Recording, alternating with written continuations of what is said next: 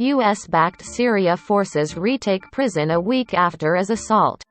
U.S.-backed Kurdish-led forces say they have wrestled control of the last section in a prison controlled by Islamic State militants, ending a week-long assault by the extremists on one of the largest detention facilities in Syria. Beirut. U.S.-backed Kurdish-led forces said they wrestled control of the last section of a prison seized by Islamic State militants and freed a number of child detainees they had used as human shields. That ended a deadly, week-long assault by the extremists on one of the largest detention facilities in Syria. The attack was the biggest since the fall of the group's caliphate in 2019 and came as the militants staged a number of deadly attacks in Syria and Iraq that stoked fears they may be staging a comeback. In the week of clashes, dozens from both sides have been killed. The U.S.-led coalition has carried out nearly a dozen airstrikes and thousands of civilians living nearby have been displaced. The whole prison is now under control, said Farhad Shami, a spokesman for the U.S.-backed Syrian Democratic Forces. The operation today was on the cells of the child detainees. We were able to surround a number of terrorists who had taken them as shields and we killed them. Shami said the force was then able to enter the cells and the remaining militants surrendered. A large number of children were freed, he said, but had no specific number. Shami said about 3,000 inmates have surrendered since the operation closing in on the northern wing began 2 days ago. He said the preliminary death toll Amingus force is estimated at 35. The militants had used child detainees as human shields, slowing down the effort to retake the facility located in the northeastern city of Hasaka, Kurdish officials said. After breaking into the prison late Thursday, IS militants were joined by others rioting inside the facility. Around 200 armed militants were believed to be holed up in the northern wing at one end of the prison complex, also holding hostages from among the prison staff. The prison complex, known as Al-Sanaa or Guiran Prison, houses more than 3,000 inmates, including around 600 minors.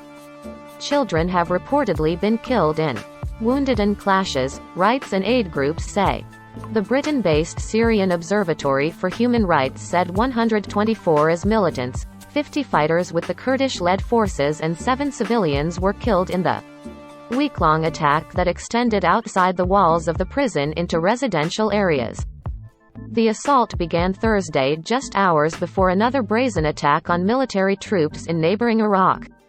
Together, they signaled a new spike in violence by emboldened militants who had for months been carrying out low-level assaults, largely on security patrols, checkpoints and other mobile targets.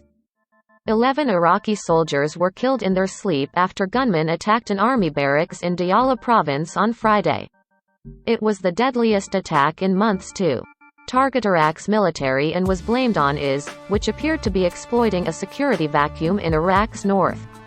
The vacuum is perpetuated by territorial disputes between the federal government and the semi-autonomous Kurdish region.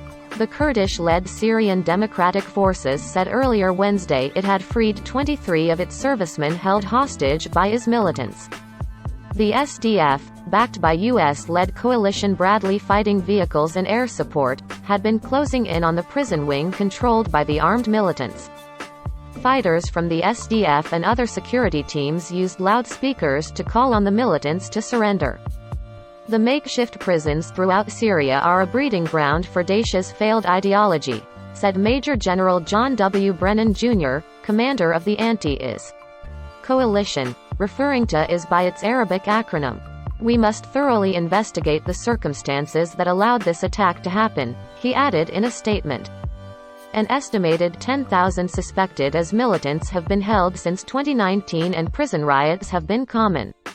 But the attack launched late Thursday was the boldest and most ambitious. The Islamic State group's territorial control in Iraq and Syria was crushed by a years-long U.S.-backed campaign, but some fighters remained at large in sleeper cells that have increasingly killed scores of Iraqis and Syrians in past months. Nuraz Ahmed, a senior member of SDF, told reporters Wednesday that about 200 armed militants attacked the prison with car bombs and suicide belts in activated other sleeper cells hiding in residential areas around the prison. In one video released by IS, vehicles that had been rammed against the prison walls could be seen. At one point, a car bomb was detonated in a petroleum warehouse near the prison, sparking a fire that lasted a couple of days and acted as a. Some inmates managed to escape. The SDF said the total number of fugitives remained unclear. A recording obtained from inside the prison by a teenage detainee described a violent onslaught that has left multiple children dead and many wounded inside the facility. Shami said at one point the IS militants had seized control of the hospital inside the prison. The teenage boy who was injured in the head said medical assistance was not available. He described seeing children injured and killed. On Wednesday, Iraq's prime minister made a rare visit to the country's border with Syria in a show of support to troops and said Iraqi forces were capable of resisting the Islamic State group. Mustafa al-Kadhimi was in Nineveh province to inspect security measures. "You must intensify your efforts and work around the clock," he said, addressing border officials and security forces, according to a statement from his. Al-Kadhimi said he was confident Iraqi security forces would be able to thwart IS. The group overran vast swaths of northern Iraq in the summer of 2014, largely because Iraqi forces retreated. Iraq shares a 599-kilometer, 372-mile border with Syria. "I say to the terrorists of Daesh, do not test us, you have tried a lot and failed. You will try a lot and you will fail," he said. Associated Press writer Samia Kulub contributed from Baghdad.